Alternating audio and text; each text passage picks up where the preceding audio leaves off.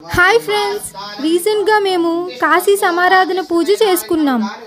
ఇంట్లో ఎవరైనా కాశీ తీర్థయాత్రకి వెళ్ళి ముగించుకొని వచ్చిన 1 మంత్ లోపు ఈ కార్యక్రమం చేసుకుంటారు. ఆ కాశీ విశ్వనాథుడిని మన ఇంట్లో ఆవాహనం చేసి ఈ కార్యక్రమం మొదలు పెడతాము. తరువాత శివుడికి రుద్రాభిషేకం చేస్తాము.